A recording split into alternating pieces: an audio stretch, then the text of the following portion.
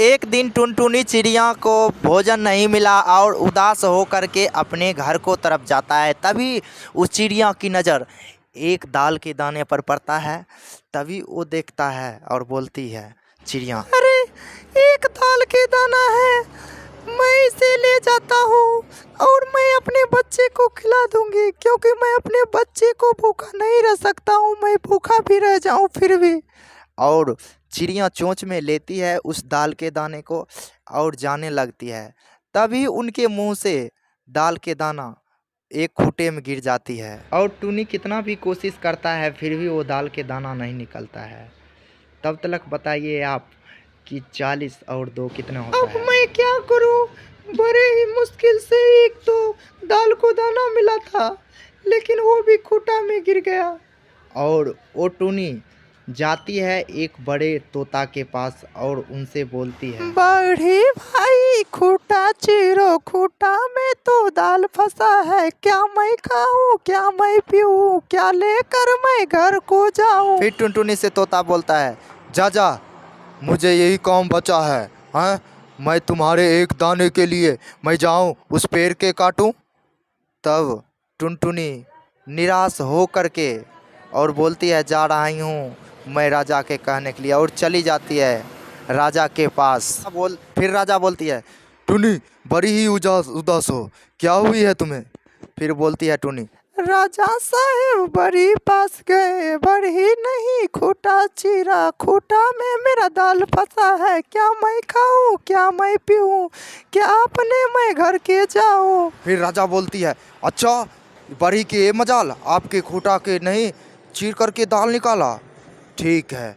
और टुनी चिड़िया रो रो के राजा साहब से बता रहे हैं, राजा साहब मेरा खूंटा में एक दाल बच गया था। और इतना कहकर निराश होकर के रोते रोते टुनी सांप के पास जाता है और सांप से बोलता है। टुनी सारा बात बताती है, मैं सांप भाई, मैं पहले बड़ी के पास गया और मैंने उससे खूंटा चीरने के लिए कहा और उसने खूंटा नहीं चीरा, उसमें खूंटे में मेरी एक दाल फंसी है, मैं क्या खाऊंगी, क्या पीऊंगी, क्या लेकर के जाऊंगी घर। और सांप बोलता है, जाओ जाओ, मुझे तुम्ही सबको दुख सुनने का समय है, मैं नहीं जा सकता, उसको नहीं काट सकता हूँ, क्योंकि मुझे ये सब फालतू काम के टाइम नहीं है। टुनी बहुत ही रोती है और रोते रोते और निराश होकर के उसके पास से भी जाने लगती है। और जाते जाते गया एक लाठी के पास जाता है और लाठी से बोलता है, लाठी लाठी सर्फ पीटो, सर्फ ने ना राजा डसा, राजा ने ना बढ़ी मारा, बढ़ी ना खूंटा चीरा। फिर सारे बात, खूंटा में मेरा दाल फंसा है, क्या मैं खाऊं, क्या मैं पीऊं, क्या लेकर मैं घर को जाऊं। फिर लाठी बोलती है। फिर उस लाठी ने भी उस चिड़िया को बहुत ही डांटती है और निराश ही कर करके अपने पास से वो भेज देता है। और चिड़िया फिर उसके पास से भी रोते हुए वापस जाने लगता है और जाते जाते चूल्हे के पास जाता है। चूल्हे के अग्नि से बोलता है, अग्नि भाई लाठी जारो, लाठी ने ना सांप को मारा, सांप ने नहीं राजा डसा, राजा नहीं बड़ी को मारा, बड़ी मैंने खूंटा चीरा, खूंटा में मेरा दाल फंसा है, क्या मैं खाऊं, क्या मैं पीऊं, क्या लेकर मैं घर को जाऊं। और अग्नि में भी टुनी चिड़िया को धोप करके वहाँ से डांट करके भगा देता है। और टुनी चिड़िया निराश होकर के फिर पानी के पास आता है और पानी से सारे बात बताता है, अग्नि भाई आग बुझाओ, आग ने मेरा लाना लाठी डाहा, लाठी ने ना सांप के मारा, सांप ने ना ही राजा डसा, राजा ने ना बढ़ी को मारा, बढ़ी ने ना खूंटा चीरा, खूंटा में मेरा दाल फंसा है, क्या मैं खाऊं, क्या मैं पीऊं, क्या लेकर के घर में जाऊं। फिर इतना कहता है उनसे और धोप करके पानी भी समुंदर उसको भगा देता है डांट करके।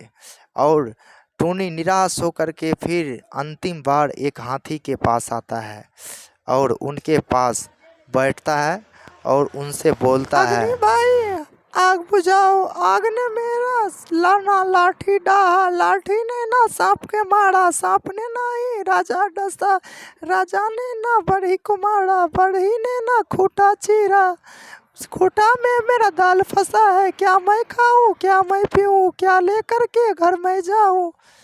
फिर इतना कहता है उनसे और धोप करके पानी भी समुंदर उसको भगा देता है डांट करके।